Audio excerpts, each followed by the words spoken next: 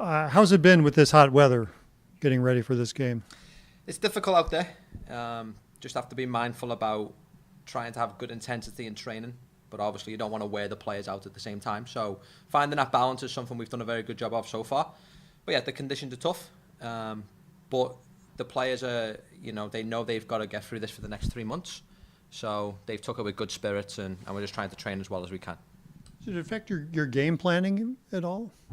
It can help us choose moments more to be aggressive with or without the ball. Obviously, I know we want to be aggressive. It's what we've spoke about as a club for several years now. But in these conditions, you do have to choose. You have to pick moments to press well. You have to pick moments to attack the goal quickly. And you have to pick moments to control the game.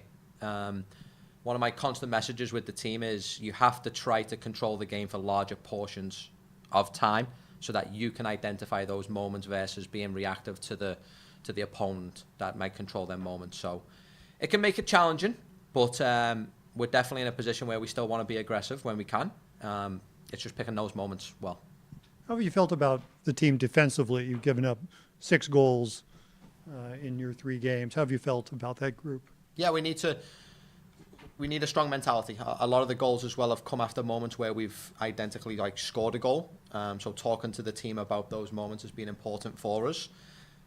For us, it's finding that balance. We've improved a lot with the ball in a lot of categories, but you can then leave yourself maybe vulnerable to defensive moments. So finding that balance is something we're working on constantly on the field, so that we can concede less goals.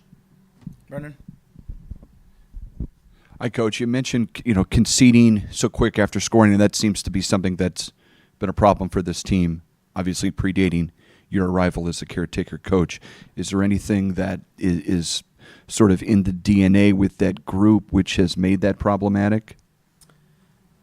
Not definitely not with me. I mean, for since the 3 games we've been here, when we score a goal, we're talking immediately about how we can get a second goal, how we can find a way to kill off a game.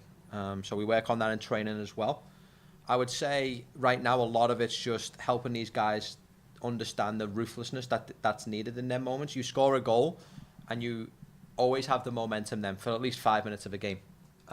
It's the best way to go on and try and get a second goal or eliminate them at least attacking your goal.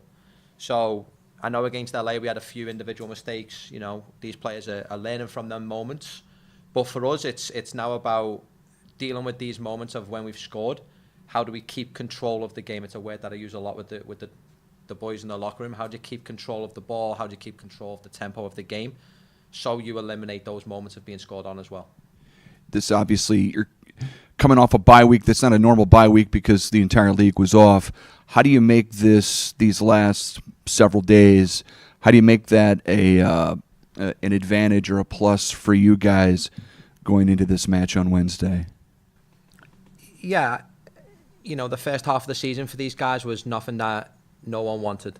So a mental break, because once these guys start the season, it's a game recovery. You're just constant going through that flow and that state of mind. So we had a change three games before the break.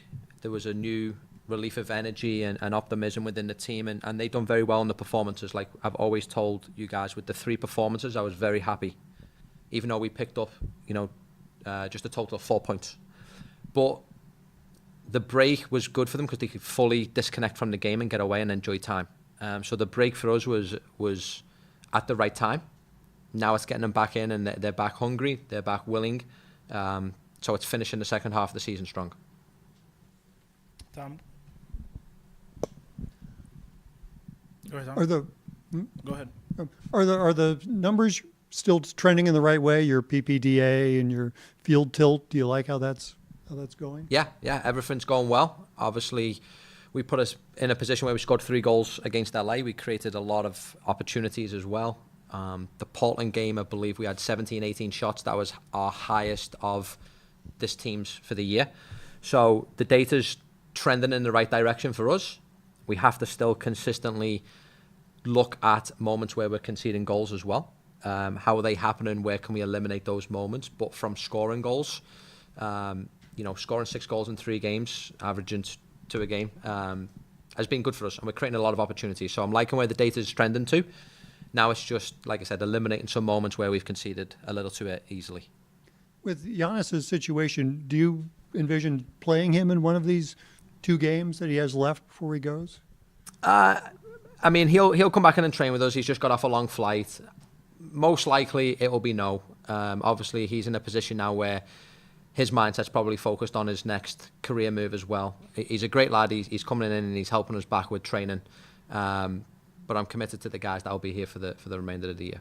Well, then at left back, then you obviously that puts a lot on Jay.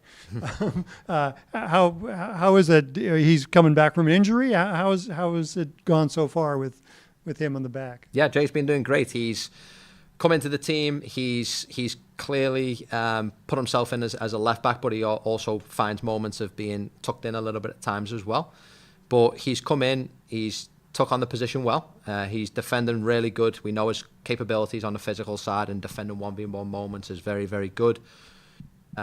He's improving on the ball always, consistently. So as a young pro, as a young player, I'm excited for his future and what that looks like for him. And yeah, he's doing a good job. Did you have much contact with him last season when he was playing with City 2? Yeah, a little bit, just more by showing my face. Mm-hmm.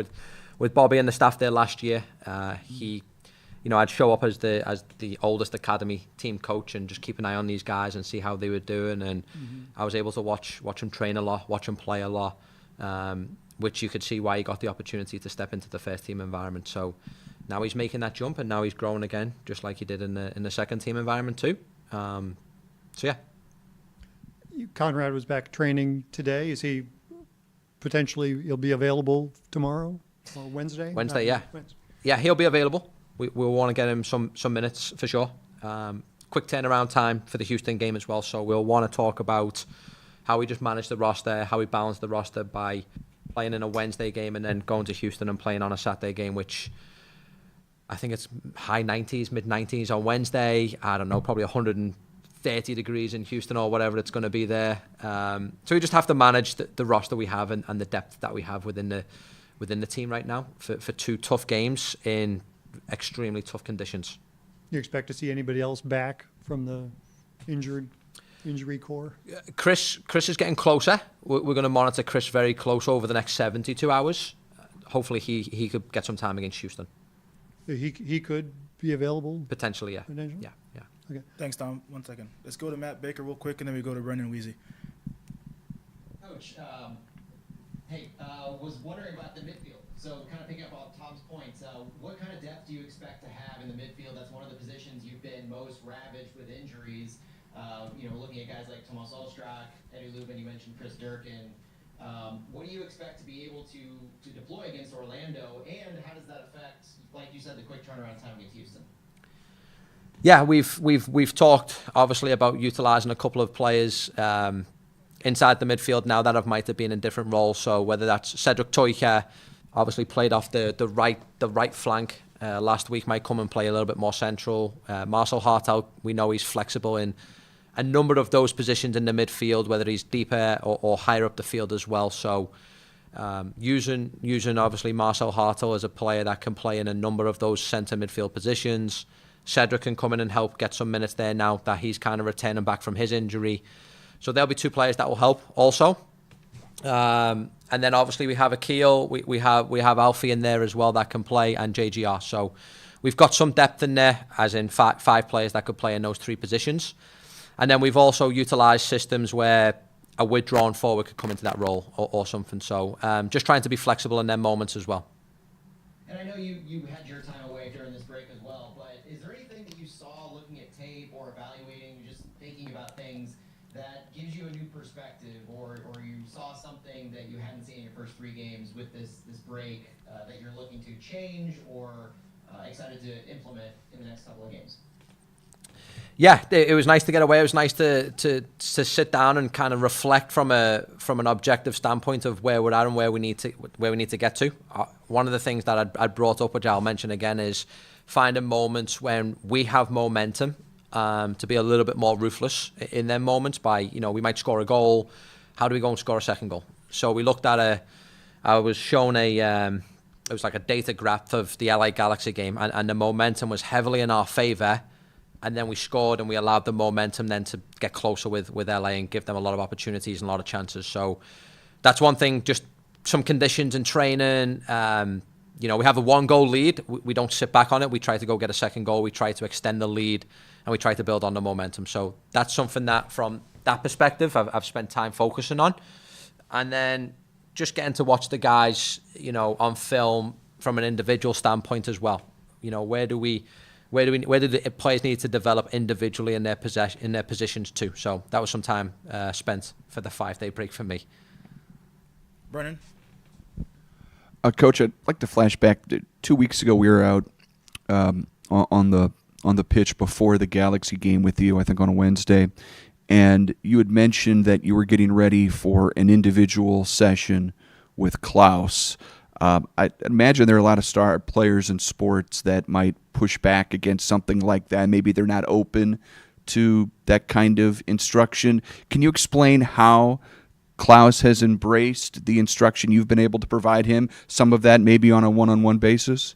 Yeah, he was extremely had a growth mindset about it. He was open-minded. We basically just sat down in our film room and just showed some clips where he was in the previous games, putting himself into positions might have been for him where he can score more goals. So I went through a couple of clips against I believe it was the Portland game, and said, hey, look, this is where you are now arriving in these positions. You're creating chances for yourself. And then we just talked about what technique would you use differently, or maybe moments where he didn't get in the box, how can we get you in the box? So he accepted it with a growth mindset. We've done it with several players throughout the 3 weeks, 4 weeks.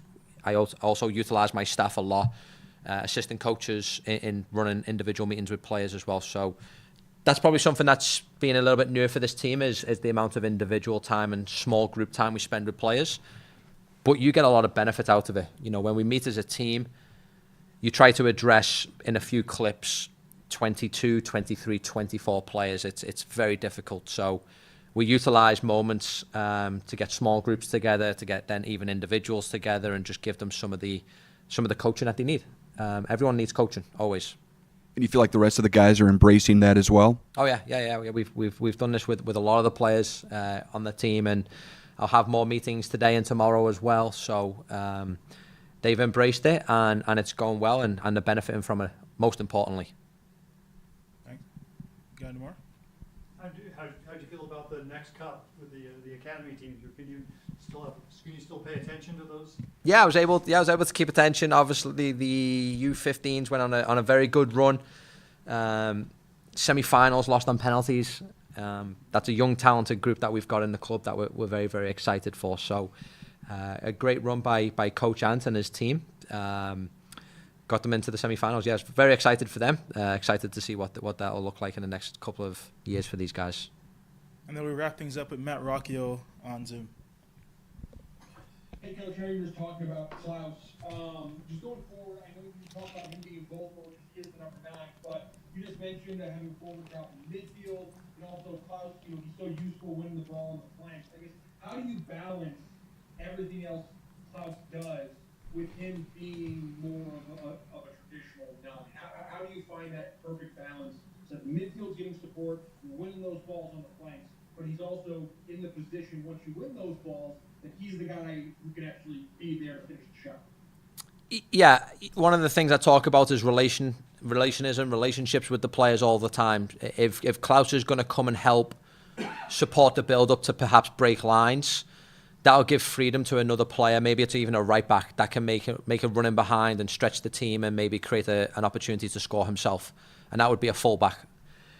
For Klaus, it's about finding positions. One of the conversations I had with him last week was finding positions to help the team build up and arrive in the box, but you're still the number 9 that wants to score the goals. So just don't drift too far away from the goal, but yet come and feel like you can support the ball to help us get there as well. So it looks different in any moment and every moment. If I could freeze a picture with you guys when we have the ball in a build-up, I'd probably put him in a different space almost every time, just because it might look different. But I think the key word is balance and relationships. So for Klaus individually, making sure he has a good balance of his positions to support the ball and help build up, but also score goals.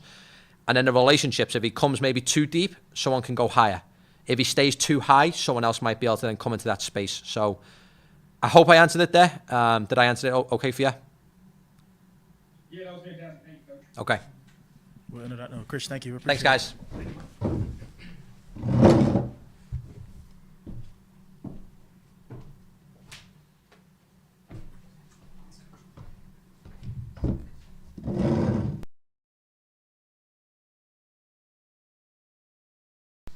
What's up, guys?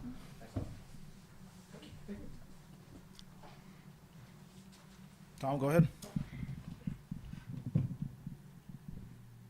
So a lot of guys did a lot of life-changing things over the break. What did you do? Well, I went to go see my family. Haven't seen them all year since I got injured. So, that's kind of what I do. I'm a big family guy. So I just went back for the last 5 days and, chilled with my mom, my brothers, father. Have a dog back there as well. So I was just good recharge. Are they in New York? They're in New York, yes. Yeah. And how do you like this weather? It's not ideal, but it's all right. It could be worse, I prefer the heat rather than the cold, so that's okay. How do you look at how the defense is doing right now? And obviously, it's not just the back line; it's the whole team. But how do you see it going? I feel like, we have bits of moments, including myself, where we switch off, and I think right now it's about building resiliency throughout the group. Because you see, there's many times where we would dominate the match, but then, and there's the slightest instance or like a stupid mistake, we'll give away a goal. So just about limiting those mistakes, and after we score a goal, just have the resiliency to just keep going to put a second one or a third one back there, just to alleviate the pressure from us. How did that feel for you on what happened there with the Galaxy game? It's not tough, but it's definitely a moment where I can learn from. I like to take moments like that and like to grow from them. So it wasn't the best thing, it was a terrible feeling, but I'll be more equipped next game. Did you slip? I mean, Yeah, I slipped. just flat out slipped. Flat out slipped. There's no other way to put it. But now looking back at it, I would have just hoofed that ball into the stands. It's just. Were you looking to play it back to? Yeah, I always want to retain possession. The way how we play now, we always want to dominate on the ball. So I was looking to just let the ball roll, as I do many times. But unfortunately, the slip got me, and you got through. So That just had to be a terrible feeling as he's taken off down the field. That is be the best awful. feeling at all. Brendan. Hi, Jay. Can you speak to what Coach mentioned a few moments ago about maybe some of the individual sessions with players and how maybe that impacts you guys and what you're able to take from that onto the training pitch and then ultimately into the games? Yeah, it's great. It's always good to have a coaching staff who, one, invests in you, who, two, believes in you, and is, three, willing to work with you. It's not every staff that you come across that's willing to take the time to actually dedicate to their players. So it's good having those individual sessions with the coaches, in film and after training, where they're actually, pulling up clips and showing you what you could have done better. I think that's the fastest way for a player to improve, and also shows a bit of belief at the trust that the coach has in you. So I think, those two things go hand in hand, and it just helps a player to just, to just get to their best. Like, you can look at Klaus. We all knew what Klaus was capable of, and just that little bit of confidence that he had allowed him to score a hat-trick against LA Galaxy. So that goes a long way. So do you get a sense then, can you explain how it's different from how even it's just been for you on the first team in the last year and a half to what Coach Critchley's been able to do just in the last 3 weeks, how it's different than it was before? So I can't say too much about the reign of Olaf Melberg because I was injured for majority of his time. But what I do notice is that the vibes are definitely much higher. We started, before trainings now, we have a bit of fun before we actually get into the drills. And I noticed, just higher energy, more laughs, just more smiles. And I think, I'm not a big guy on that, but I do think that plays a role into our success. And I feel like we have been playing a bit better. There obviously are things that we need to work on. This is new into the reign of Coach Critch. Players are still getting accustomed to a style of play, but I do feel like we're moving in the right direction. And I think the boys are feeling good again. So it's just now time for us to translate that feeling into games, and start getting results. spoke with you when you were on City 2 last year, probably a little more than a year ago, and I think we were talking about your growth on the team then. Just how much have you improved personally in the last year to put yourself where you're at right now? I feel like I've improved a lot, and I think that's credited to the good coaching staff. It starts from Coach Bobby Murphy from last year, who actually took a chance on me and brought me in. Coach Hackle gave me my first couple starts, and even Coach Bradley Carnelli wasn't here, and Coach Critch. It's a big thanks to the staff for actually believing in me, and it's an even bigger credit to my teammates who are so talented and who actually are patient with me when I'm on the field. Then they understand that I'm a young player, I'm going to make mistakes, but they kind of give me that wiggle room to just be a better person every day. And honestly, I think it's just a competition every single day in and day out. Just grinding for your place on the team. And I think also, even Giannis Horn being here, like I've learned so much from Giannis and how he plays, and I feel like I can add some of the things from his game to my game. So it's everything as a collective. It's an amazing environment to be in, to actually grow as a player and a person. Thanks, Jim. We'll go on the line to Matt Baker. Hey, Jay, wanted to pick up on the Giannis Horn comment. So Coach Critchley earlier talked about, the depth basically in left back. So I'm wondering, since Giannis Horn was announced that he was going back to Europe, have you had any conversations with either Coach Critchley or with the front office about what your expectations are, or what opportunities await you as essentially one of the only, if not the only, left back on the roster right now?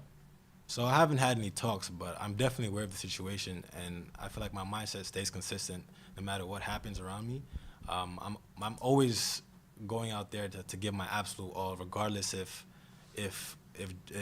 Giannis is still here or if Giannis is gone or if there's a backup or not. I'm always giving 110% effort just to give my absolute best so that the coach can trust me, and just so my teammates can trust me as well. And I know myself what I'm capable of, and I just want to be at my absolute best every single time I step on the field. So yeah. Thanks. No problem. Tom? You guys aren't the first team that's had a trouble with allowing goals after scoring a goal. It's kind of a rule of soccer thumbs. But what do you think happens after you guys score that leads to that happening? So I believe that, we always talk about it in film and things like that. I believe that there's a bit of a mindset drop. And that's what I was talking about earlier, where we need to build a bit of resiliency, where after we score one and we gain a lead, we need to be hungrier to get another one right away. That way we could put teams away, because I think the game is all about momentum. And, when you score a goal, obviously momentum is in your favor, but then the other team is coming harder at you. So, it's all about, after we score one, using that momentum on our side to get another one and another one and another one. And then that should get rid of our problems. But it's all about, just maintaining that mindset, that strong mindset, and not letting it sag at all, and just being very resilient as a group. Were you like the happiest guy in the stadium when Klaus got his third goal? Man, I can tell you what, I was definitely relieved a little bit. I wasn't happy with myself that much in that moment, but I was definitely relieved with that third goal. When you do something like that, when you had a mistake like that or just a slip, within the team, what was the guys gather around you to lift your spirits or to, how'd that go? So we're on the same team, so the guys lifted me up for sure. They're just telling me to keep my head up, just focus on the next play, and that's what I did. And honestly, mistakes are always going to happen in a professional game, so we all should know by now at this point that you got to shake that off. You got to shake it off and finish out the match. So You guys are in a situation now where you got to win a lot of games. yeah. This team has only won 3 so far, and you got to win, double that and more the rest of the way. How do you approach the rest of the season going forward? It's a day-by-day thing. You can't look too far into the future, but it's all about getting 1% better every single day. And I feel like with Coach Critchley, we are doing that. And he's solidifying our way of playing. And I feel like we've made huge improvements throughout the last couple of matches. And now it's about, after each game, analyzing film and just minimizing our mistakes. So we are doing that. So, things should pick up for Thanks. sure. But it's game by game. Thanks, Tom. We'll go to Will, then finish things out with Brendan. Hey Jay, Critch talked about Klaus a little bit and the balance when he drops in versus somebody having that relationship to get forward. For you as a fullback, being able to get up on the flanks and get involved in the attack. Obviously, your services are great from the left side. Can you talk kind of about any kind of triggers that you see from Klaus that give you that release to go ahead and get forward and get involved in the attack if he drops in or if he gets wide or something like that?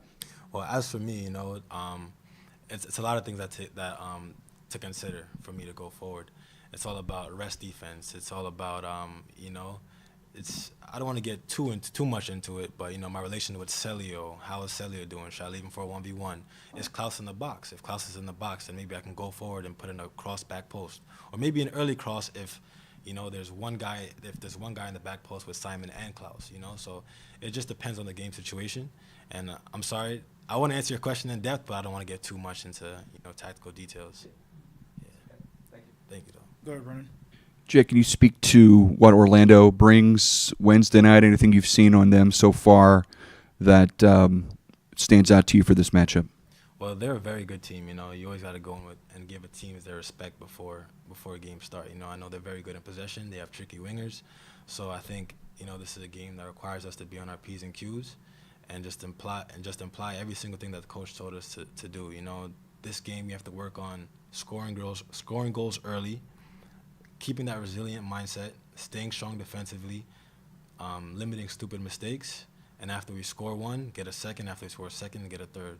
It's just about constantly building on the things that we need to work on. But obviously, Orlando's a very good team. We're a very good team as well, and we'll be ready for the matchup. Jay, thank you. We appreciate it. Thank you, guys.